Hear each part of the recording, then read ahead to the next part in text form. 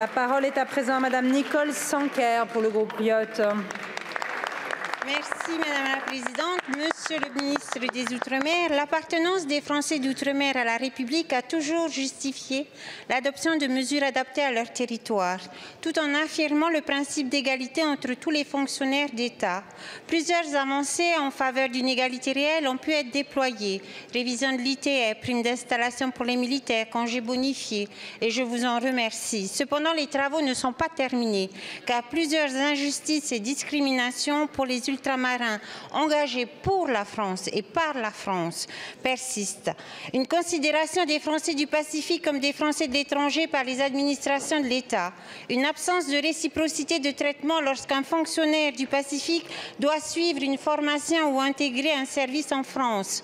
Si les fonctionnaires affectés en Outre-mer bénéficient de dispositifs d'accompagnement pour faciliter leur installation dans nos collectivités, il n'en est rien pour les lauréats de concours ultramarins lorsqu'ils doivent exercer dans l'Hexagone, ce qui les contraint souvent à rompre tout lien familial jusqu'à l'espoir d'un retour.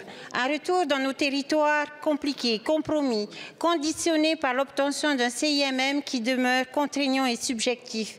Est-il demandé à un Breton ou à un Niçois de prouver ses origines pour obtenir une affectation prioritaire dans son territoire de rattachement? Non. Une pensée aussi pour nos militaires engagés pour la France, souvent oubliés dans les circulaires et décrets pour bénéficier d'avantages comme l'affectation préférentielle ou le calcul de l'avancement. Vous l'aurez compris, les fonctionnaires et les militaires ultramarins sont contraints de mener un véritable combat pour bénéficier des mêmes droits reconnus aux autres agents.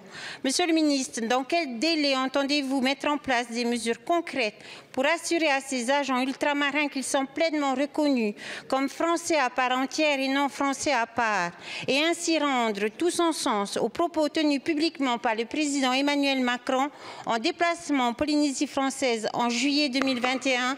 Ici, c'est la Polynésie, ici, c'est la France. Je vous remercie. Merci beaucoup, Madame la députée. La parole est à Monsieur Manuel Valls, ministre en charge des Outre-mer. Député, Madame la députée chère Nicole Sanquer, vous avez raison, la République doit être attentive à chacun de ses territoires, à ses spécificités sur les trois océans. Comme vous le soulignez, le principe de continuité territoriale comprend deux versants: concrétiser la liberté pour chacun de se déplacer et de s'installer sur l'ensemble du territoire national, et avoir la possibilité de revenir aisément sur le territoire auquel on est attaché. Les congés bonifiés que vous connaissez bien répondent à cette logique. Il existe aussi un outil qui permet de prioriser les fonctionnaires originaires des Outre-mer, le Centre des intérêts matériaux et moraux.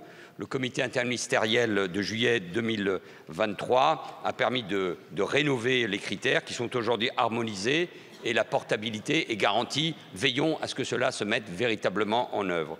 S'agissant des militaires, et nous leur devons toute la reconnaissance de la nation, le régime des lauréats de concours a été aligné afin que les avantages dont bénéficie un agent affecté outre-mer s'appliquent aussi donc pour eux, issus des Outre-mer et affectés dans l'Hexagone. Ne les oublions donc pas.